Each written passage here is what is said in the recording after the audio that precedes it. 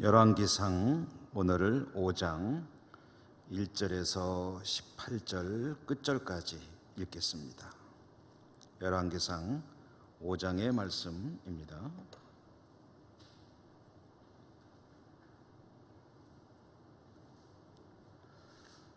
1절부터 마지막 절까지 교독하겠습니다.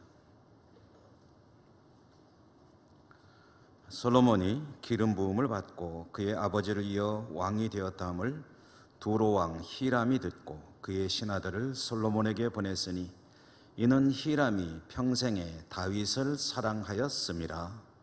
이에 솔로몬이 히람에게 사람을 보내어 이르되 당신도 알거니와 내 아버지 다윗이 사방의 전쟁으로 말미암아 그의 하나님 여호와의 이름을 위하여 성전을 건축하지 못하고 여호와께서 그의 원수들을 그의 발바닥 밑에 두시기를 기다렸나이다. 이제 내 하나님 여호와께서 내게 사방의 태평을 주시매 원수도 없고 재앙도 없도다. 여호와께서 내 아버지 다윗에게 하신 말씀에 내가 너를 이어 내 자리에 오르게 할 내 아들 그가 내 이름을 위하여 성전을 건축하리라 하신 대로 내가 내 하나님 여호와 이름을 위하여 성전을 건축하려 하오니 당신은 명령을 내려 나를 위하여 레바논에서 백향목을 베어내게 하소서. 내 종과 당신의 종이 함께 할 것이요 또 내가 당신의 모든 말씀대로 당신의 종의 삭슬 당신에게 드리리이다. 당신도 알거니와 우리 중에는 시돈 사람처럼 벌목을 잘하는 자가 없나이다. 히람이 솔로몬의 말을 듣고 크게 기뻐하여 이르되 오늘 여호와를 찬양할지로다.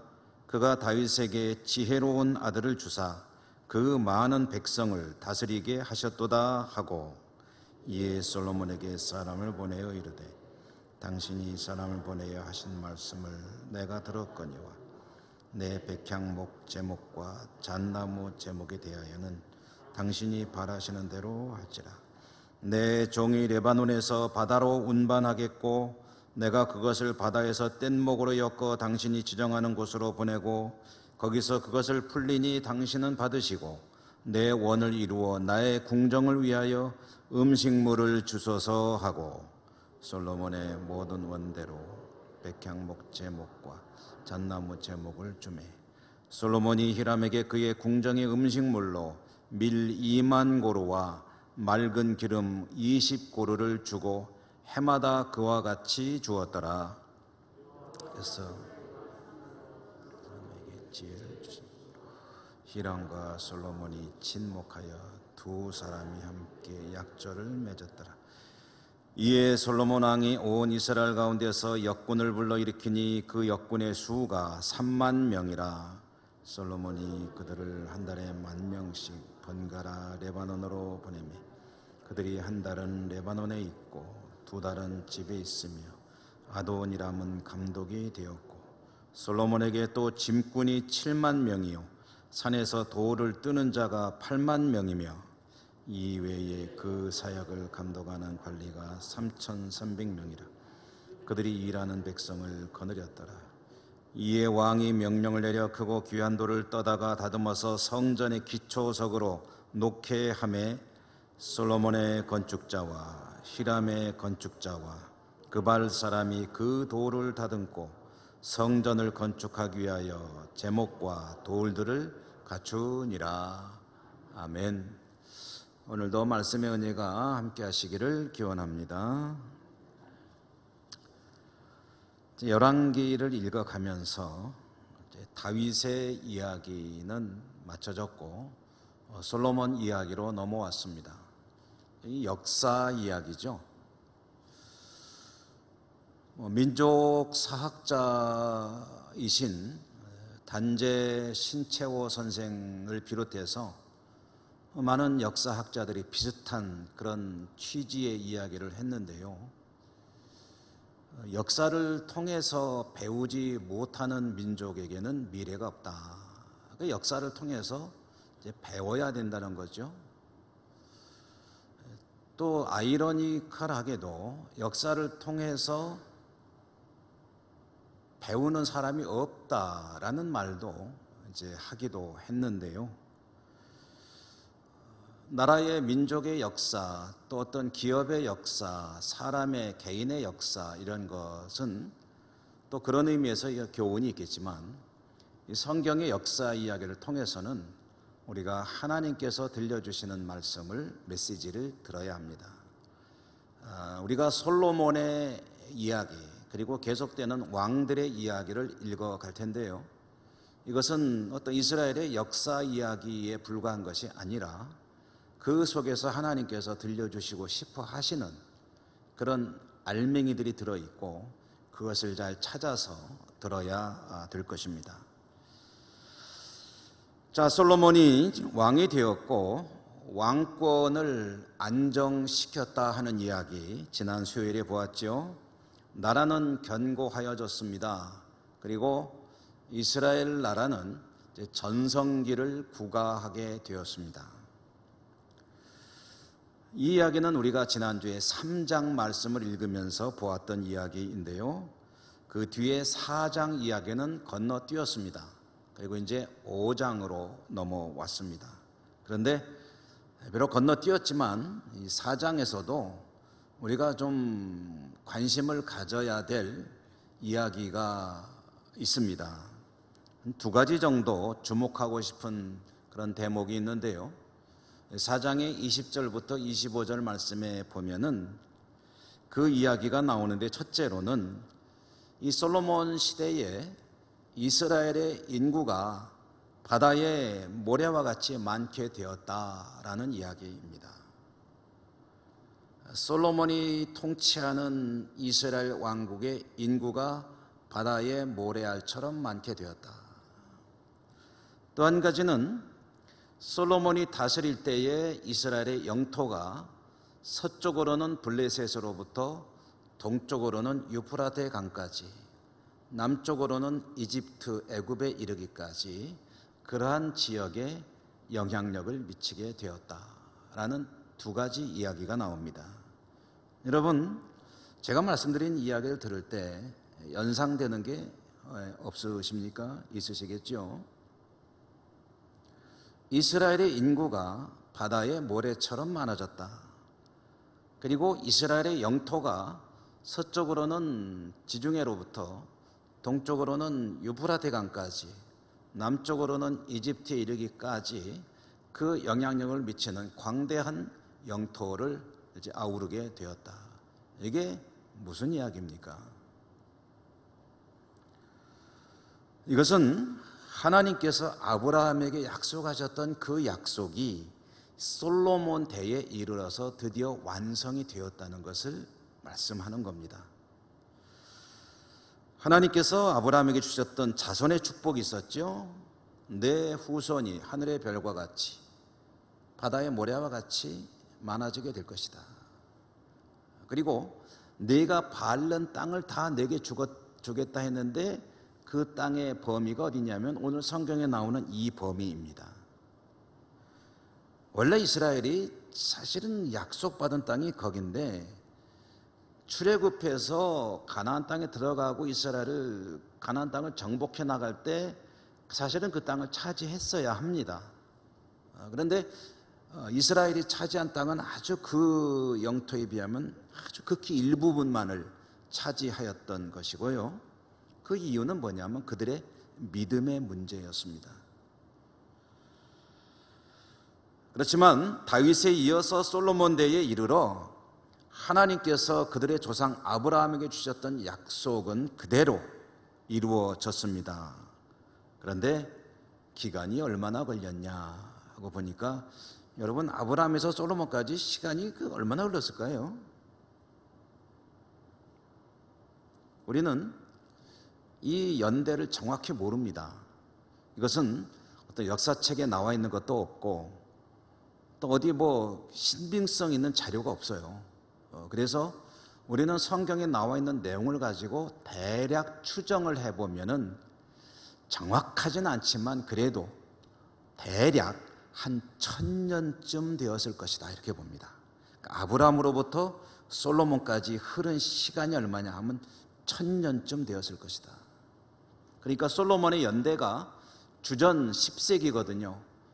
그러니까 아브라함의 연대는 주전 한 19세기, 20세기쯤 되었을 것이다. 그러니까 이 하나님께서 아브라함에게 주셨던 그 약속이 이루어졌는데 얼마나 걸렸느냐 하면은 1000년 정도 걸렸다라는 그런 이야기입니다. 1000년, 엄청난 기간이죠. 요즘에 우리가 한 3, 40년만 지나도 세대가 바뀌지 않습니까? 이 세대가 바뀌면 사실 대화가 잘 안 통합니다. 여러분, 만약에 한 100년 전 사람하고 지금 만나서 대화를 한다면 대화가 될까요, 안 될까요?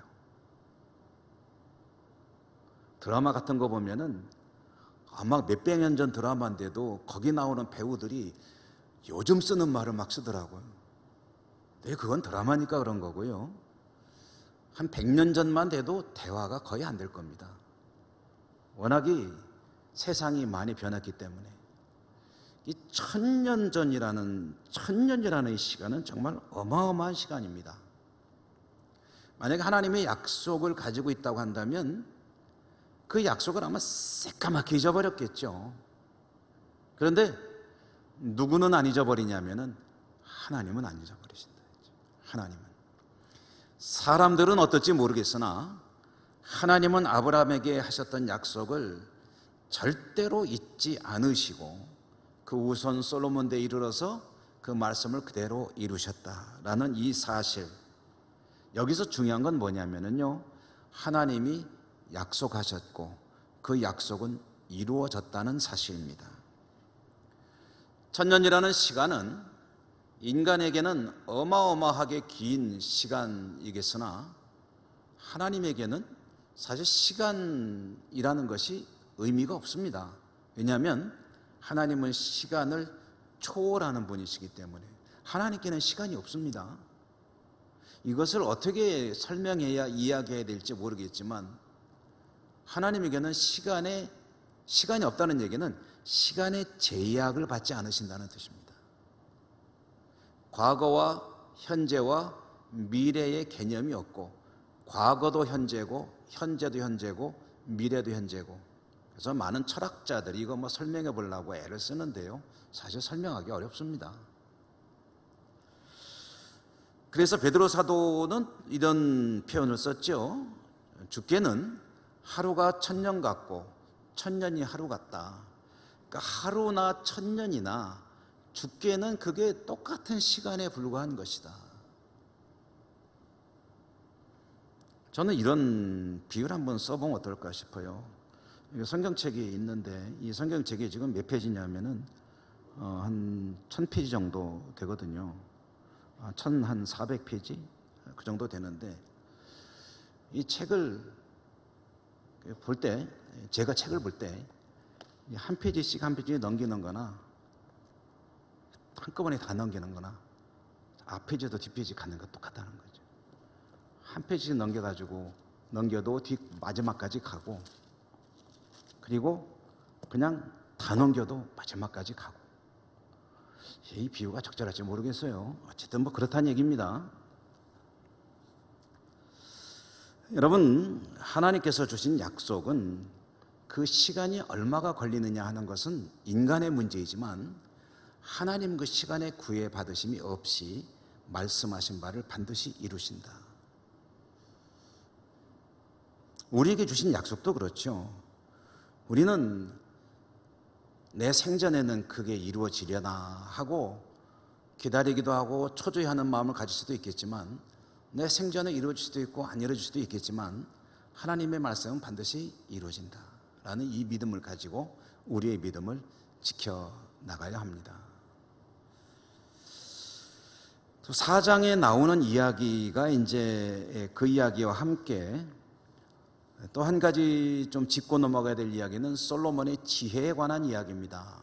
솔로몬의 재판 이야기를 지난 수요일날 우리가 보았는데, 솔로몬의 지혜가 얼마나 탁월했든지 하나님께서 주신 그 지혜로 솔로몬은 정말 지혜로운 그런 사람으로 인근에 소문이 났고, 그래서 곳곳에서 주변 모든 나라들이 인정하는, 두려워하는 그런 통치자였고, 그런 지혜를 가지고 솔로몬이 부국 강병에 힘을 썼고 이스라엘의 국력은 날로 신장되고 있었다라는 이야기를 4장에서 전해줍니다. 그러니까 이 이야기는 무슨 얘기냐 하면은, 솔로몬이 왕이 되고 왕권이 안정이 되고 그가 하나님께 나가서 듣는 마음을 구했을 때 하나님이 그에게 그 듣는 마음을 주셨을 뿐 아니라 그 지혜를 주셨을 뿐 아니라 그가 구하지 아니한 부귀와 영광도 다 허락하여 주셨고, 하나님의 축복 가운데 이 솔로몬의 통치는 이스라엘을 주변 모든 국가들이 우러러보는 그런 아주 강력한 국가를 만들어 나가고 있었고, 순탄하게 형통하게 모든 것이 이루어져 가고 있었다. 그리고 하나님의 약속이 이제 솔로몬 때에 이르러 말하자면 완성이 되었다. 그리고 이제 5장으로 넘어와서 우리가 오늘 그 말씀을 읽었습니다. 이 5장의 말씀은요, 이제 6장과 7장의 말씀을 여러분에게 오늘 바탕으로 해서 말씀을 전해드리려고 하는데, 이 성전 짓는 이야기입니다.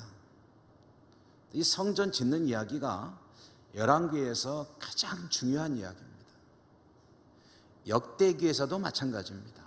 이 성전 이야기가 중심이 됩니다. 그러니까 사무엘 상하에서는 사울과 다윗의 이야기, 특히 다윗의 이야기가 중심이라고 한다면, 열왕기로 넘어와서는 왕들의 이야기가 쭉 이어지지만 그 중심은 뭐냐면 성전 짓는 이야기입니다. 솔로몬이 성전을 짓는 이야기 이제 시작이 되는데요. 시작은 어떻게 되냐 하면은 두로 왕 히람이라고 하는 사람의 이야기로 시작이 됩니다. 두로. 여러분, 이스라엘 북쪽이, 이스라엘에 있으면은 그 북쪽에 지금은 이제 레바논이죠. 레바논이 있고 그 위로 시리아가 있는데, 그 레바논이라는 나라가 성경 속에서는 어떤 나라냐면 두로와 시돈입니다. 두로와 시돈. 같이 묶어서 두로와 시돈 하기도 하고, 그냥 시돈 하기도 하고, 또 그냥 두로 하기도 하고, 그리고 신약에 가면 베니게라고 나오는 그 베니게라는 말이 바로 이 두로와 시돈을 가리키는 그런 지역입니다. 이 두로의 지배자인 히람이라고 하는 통치자가 있는데, 이 사람은 다윗과 상당히 돈독한 관계를, 우호적인 관계를 유지하고 있었다. 사이가 좋았다는 거죠. 이 두로라고 하는 나라가요, 페니키아라고 하는 나라인데, 성경에서는 썩 그렇게 좋은 이미지가 아닙니다만은 세계 역사 속에서는 굉장히 중요한 나라입니다. 페니키아는 나라는 조그맣습니다만은 이 나라가 무엇을 가지고 있었냐면은 이 지중해 이 바다를 지배하는 해상 국가로서, 해상을 지배하는 나라로서의 그 기술과 강력한 힘을 가지고 있던 나라입니다. 해상 무역을 지배했고 지중해를 그 손에 쥐고 흔들던 나라가 바로 이 페니키아, 이 두로와 시돈이라고 하는 나라입니다.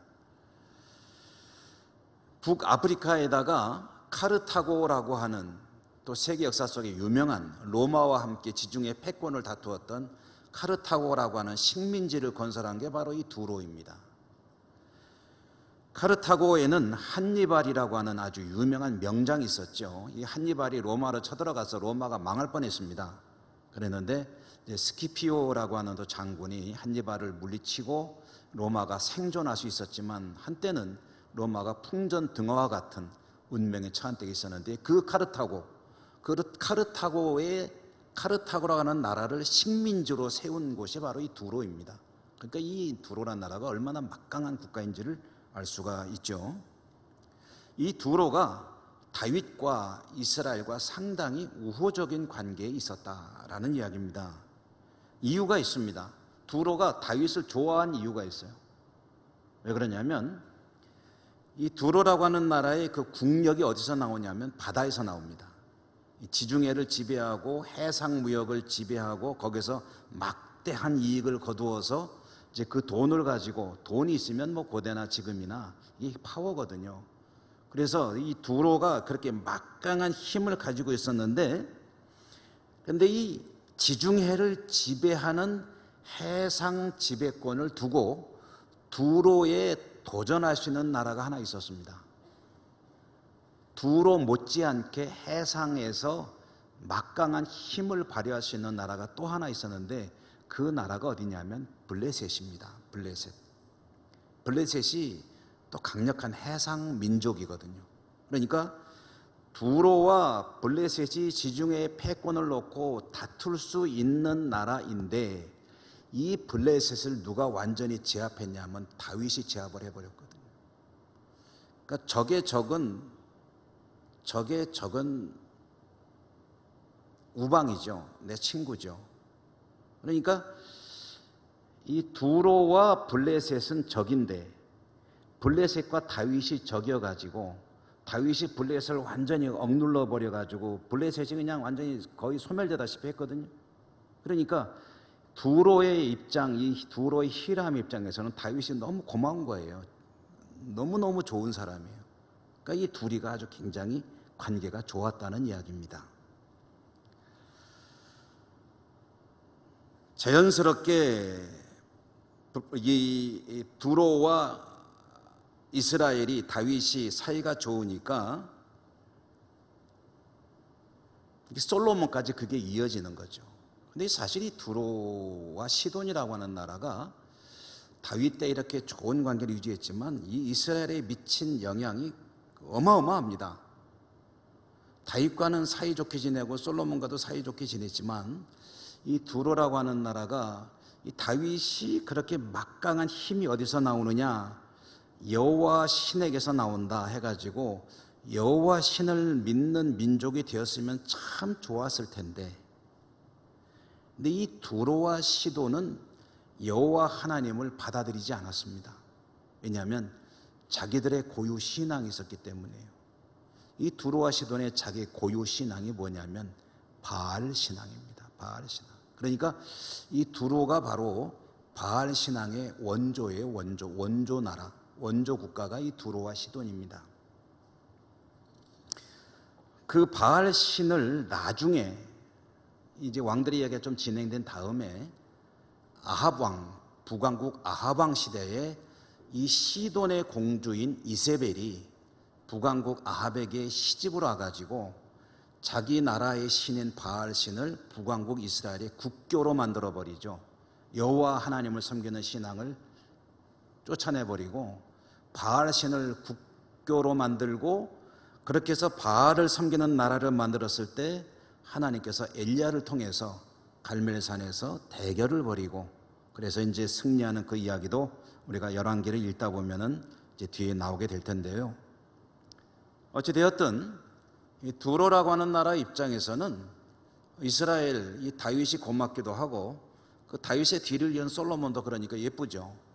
그래서 솔로몬이 왕이 되었을 때 두로의 지배자 히람은 친선 사절단을 보낸 겁니다.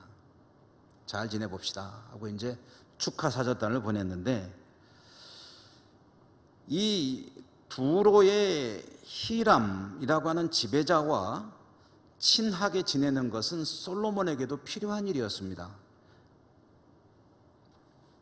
두로는 다윗 때문에 솔로몬과 친하게 지내야 되겠다 하고 생각을 했다면, 솔로몬은 현실적으로 자기의 필요에 의해서 두로와 또 친선 관계를 유지해야 했다라는 겁니다.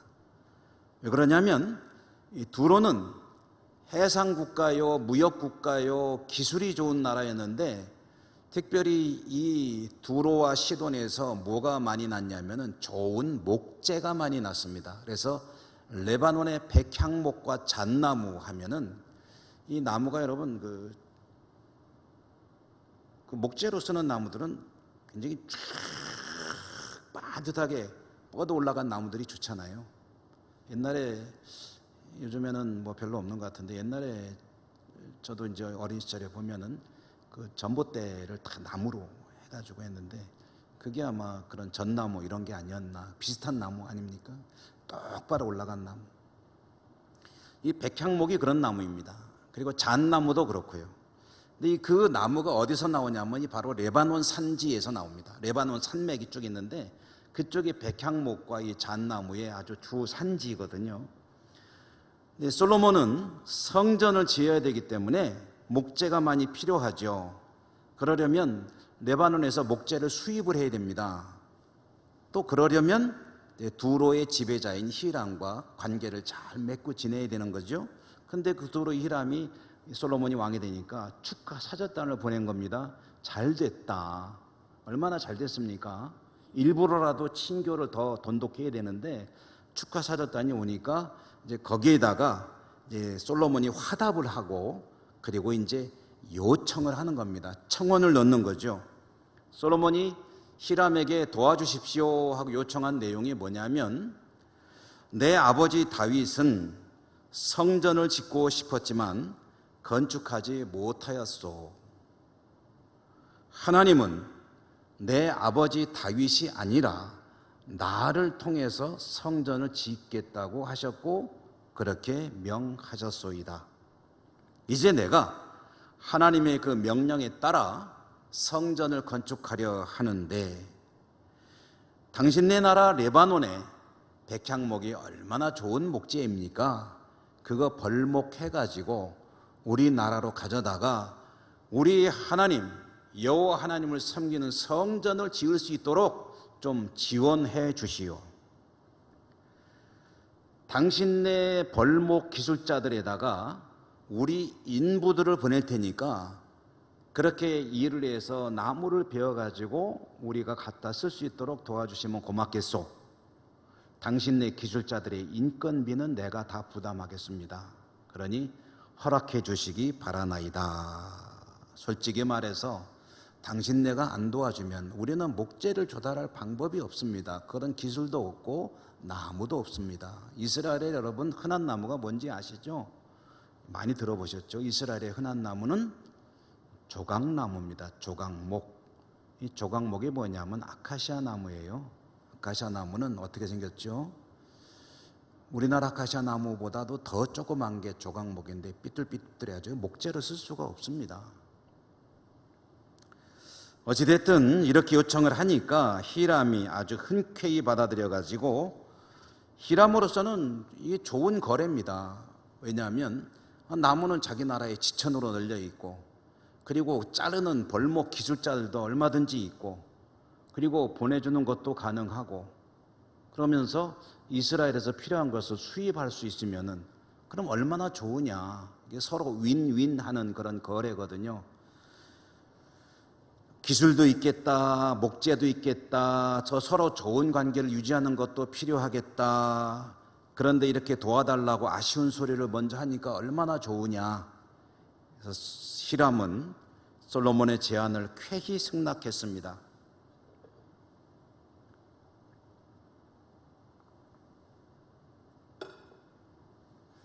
솔로몬을 칭찬합니다. 그리고 솔로몬의 요청을 그대로 오케이 했습니다. 그리고 오히려 자기 나름대로 자기가 솔로몬이 더 좋게 받아들일 수도 있을 제안까지 하는데요. 무슨 얘기를 하냐면, 이 두로에서 목재를 벌목해가지고 당신의 나라로 갈 때에 우리가 이거 운반하는 방법을 하나 가르쳐 주지요. 뭐냐, 이 나무를 잘라가지고 다 뗏목을 만들어서 바다로 쭉 옮겨가가지고 당신네 그 예루살렘 성 가장 가까운 항구에다가 우리가 갖다 줄 테니까 당신네 고생할 거 없이 거기서 도착하는 목재를 받아가지고 건축에 쓰시기 바라오 라고 아주 좋은 제안까지 묶어가지고 화답을 했습니다. 그러면서 자기네 실속도 챙겨야 되잖아요. 근데 이 두로는 뭐가 부족한 나라냐면은 해상무역으로 돈도 많아요. 근데 이 나라에서 자체적으로 뭐가 잘 안 되냐면 식량이 잘 안 나옵니다. 농사가 잘 안 되는 거예요. 그러니까 솔로몬에게 당신네 나라에서 우리에게 특별히 왕궁에서 쓸 음식물이 부족하니까 그런 음식물을 좀 공급해 줬으면 좋겠소이다. 목재는 우리가 최선을 다해서 당신의 집 안방까지 가져다 주겠소이다 라고 이제 말을 했거든요. 솔로몬과 히람은 서로 잘 된 거예요. 또 가나안 땅에서는 뭐 농사가 밀 농사가 잘 되고 올리브 농사가 잘 되니까 이제 밀하고 올리브를 보내주면 되는 거거든요. 그렇게 해서 서로 이제 굉장히 좋은 그런 거래가 이루어지는 것 같은데, 성경을 연구하는 사람들은 이 부분을 꼼꼼하게 분석해서 여기에서 솔로몬의 오류를 지적을 합니다. 솔로몬 하면 뭐가 상징이라고요? 지혜, 똑똑하다는 거죠. 근데 여기에서 성경을 연구하는 학자들은 솔로몬이 참 어리석다라는 것을 지적을 합니다. 그러니까 사람의 지혜가 하나님의 어리석음보다 어리석다고 그랬잖아요. 그러니까 아무리 똑똑해도 사실은 때로는 어리숙할 수 있는 것이다 라는 얘기인데요, 이 거래 조건은 서로 윈윈하는 것 같지만 면밀하게 따져보면 솔로몬이 굉장히 손해를 보는 장사입니다.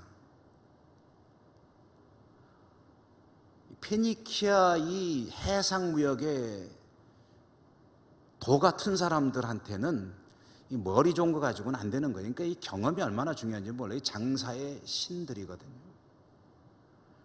그러니까 히람이 솔로몬에게 아주 그냥 많은 어떤 도움을 주고 은혜를 베푸는 듯 했지만, 사실 누가 더 훨씬 더 이익이냐면은 이 두로, 히람이 훨씬 더 이익을 보고 있다. 뭘 보고 할 수 있느냐 하면은, 솔로몬이 나무 목재를 공급받는 대신 공급하는 그 음식물의 양을 보면은 솔로몬이 훨씬 손해라는 거예요. 오늘 성경에 우리가 읽은 본문에 나와 있지 않습니까? 11절에 보면 솔로몬이 밀을 2만 섬, 우리 표현으로 쓰면 2만 섬을 주었다라고 하는데, 이 2만 섬이 어느 정도 분량이냐 하면은요, 이 이스라엘에서 1년에 생산되는 밀의 양이 총 3.3만 섬이었다고 합니다. 3만 3천 섬.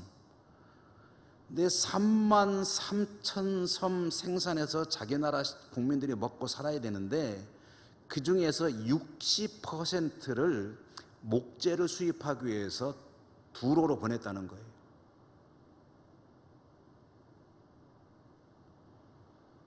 그러니까 이게 얼마나 과한 거냐는 거죠. 과한 거냐. 한 나라의 통치자가 자기 나라 백성들이 주식으로 먹어야 될 그런 양식을, 생산량의 절반 이상을 다른 나라에 목재 건축하려고 목재 수입을 해서 보냈다라는 것은, 이것은 도대체 말이 안 되는 소리죠. 그리고 솔로몬이 제공한 기름이 맑은 기름이라고 되어 있는데, 이 기름의 양도 양이지만 이 기름은요, 여러분 그 올리브 기름을 이제 짜는 방식이 많은 모양이에요. 저는 뭐 잘 모르겠는데, 우리나라에서도 이제 올리브 기름 많이 먹으니까 보면 엑스트라 무슨 뭐더라, 엑스트라 무슨 저 되게 등급이 엑스트라 뭐 해가지고 있고, 이렇게 막 압착해서 짜기 전에 그 올리브를 이렇게 압착하지 않고 씨를 깨뜨리지 않고, 그래서 어떻게 가공을 해서 정말 좋은 기름만 뽑아내는 그 방식이 있는데, 생산량이 굉장히 적은 거예요. 오늘 여기서 맑은 기름이 바로 그 기름입니다. 그러니까 이스라엘 사람들도 정말 먹기 어려운 그 귀한 기름을 싹 걷어가지고 두로의 왕궁으로, 왕궁에 쓰시라고 그걸 다 보냈다는 거예요. 그러니까 사실 이 솔로몬이 보내는 음식, 이 식재료의 내용물을 알고 나면은 이 솔로몬이 말하자면은 이게 좀 정말 똑똑한 사람이냐, 어찌 보면은 이런 관점으로 보면은 히람이 솔로몬의 이스라엘의 등골을 다 빼먹는 거고요. 그리고 솔로몬은 헛똑똑이다. 헛똑똑이. 똑똑한 척은 다 하는데 사실은 다 털리고 있었다라는 이야기입니다. 두로에게.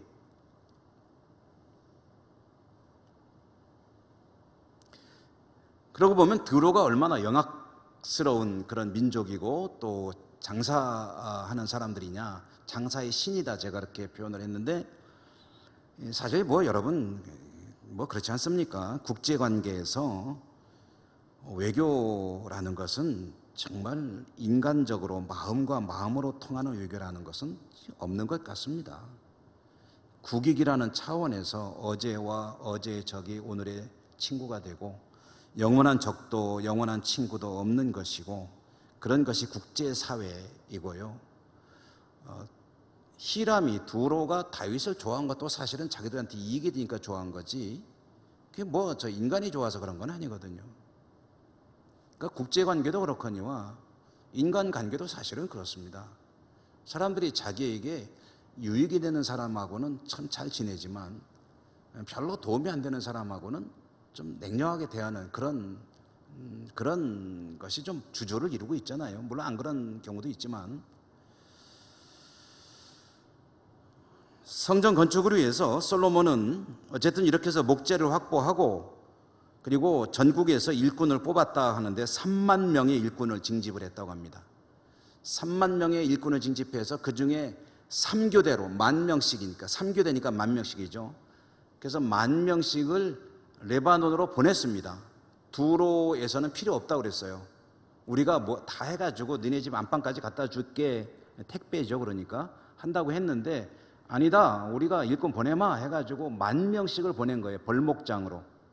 그래서 3교대로 10,000명이 가서 한 달을 일하고 이제 돌아오면 그 다음 조가 들어가고 그 다음 조가 들어가고 그 다음 예비조는 2달 동안 집에서 이제 대기하고 있다가 자기 일 보다가 또 나와라 그러면 가가지고 한 달간 가서 나무 벌목하고 돌아오고 이런 식으로 이제 3교대로 돌아가면서 일을 했는데요.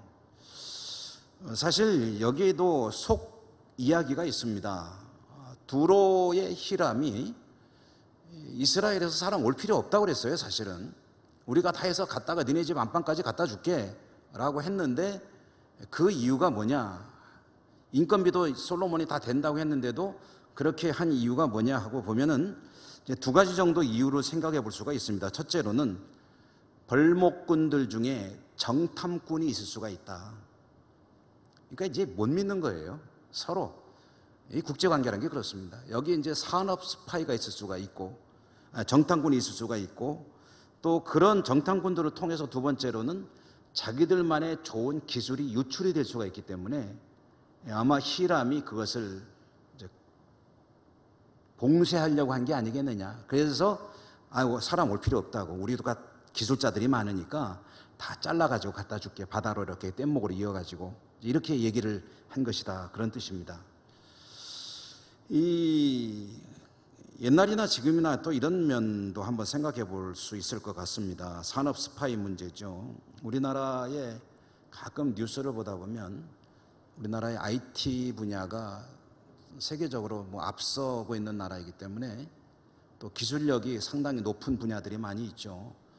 그래서 특히 저 이웃 나라, 큰 나라에서 막 돈을 갖다 앵기고 우리나라 기술자들을 막 뽑아가고, 기술자를 뽑아가면은 그 기술자와 함께 그가 가지고 있는 기술이 다 가는 거거든요.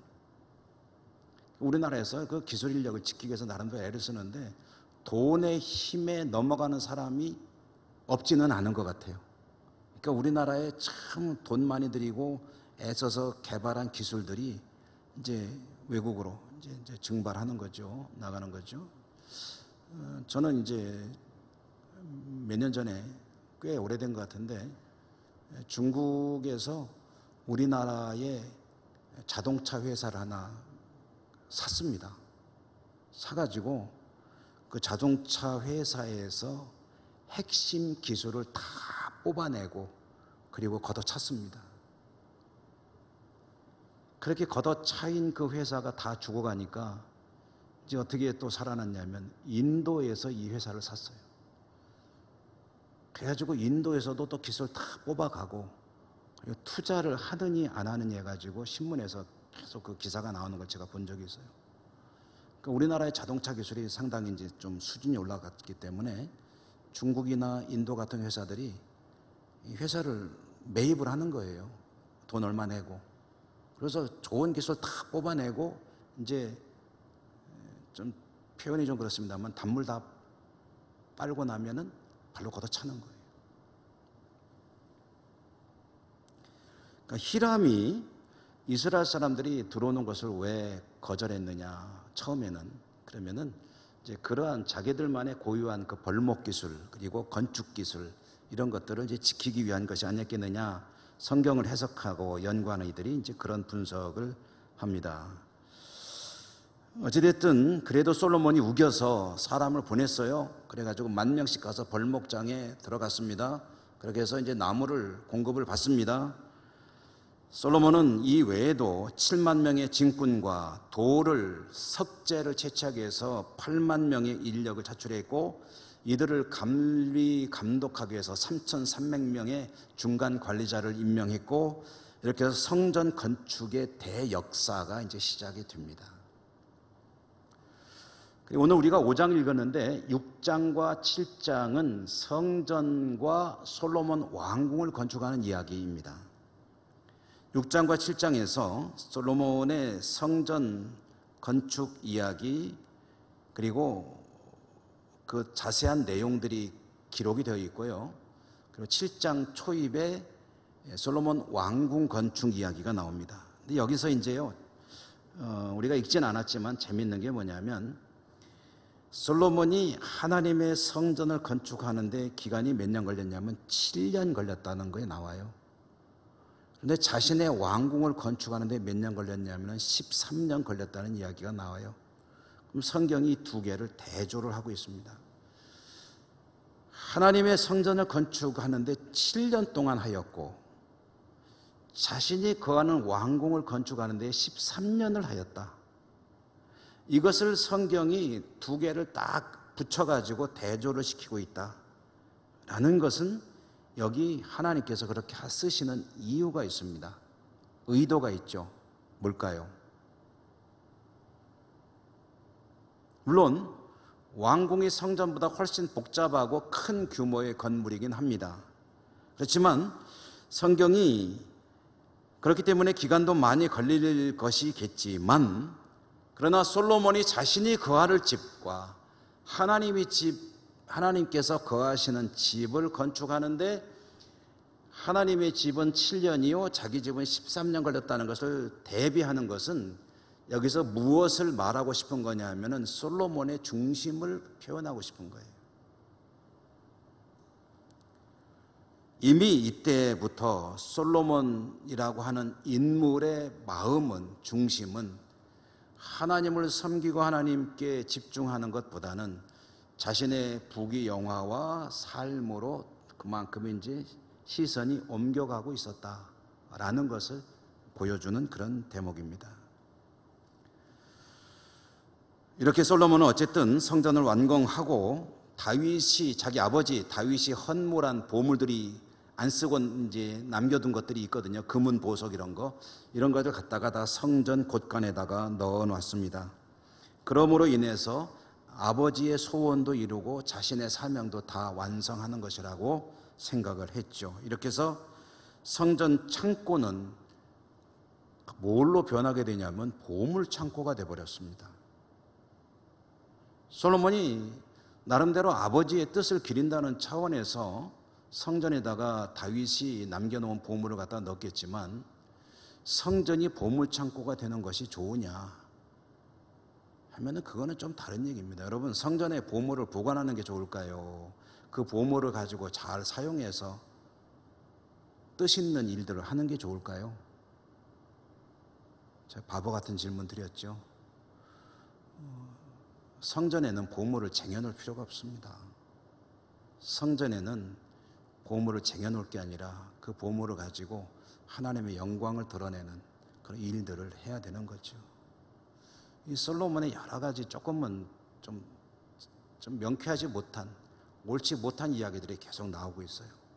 우리가 이제 다음으로 넘어가면은 이제 또 솔로몬의 봉헌의 이야기도 나오고 할 텐데, 계속되는 솔로몬 이야기를 다음 수요일에 보도록 하고 기도하겠습니다. 하나님 감사합니다. 왕들의 이야기를 읽어나갑니다. 오늘은 솔로몬이 성전을 건축하는 이야기, 그리고 그의 여러 가지 정책에 관한 이야기 읽었습니다. 하나님 보시기에 어떠셨는지 성경은 계시하고 있는데, 저들이 교훈을 잘 받아서 하나님 앞에 복되게 살아가는 하나님 백성으로 살 수 있도록 인도하시고 축복해 주옵소서. 예수님 이름으로 감사하고 기도드립니다. 아멘.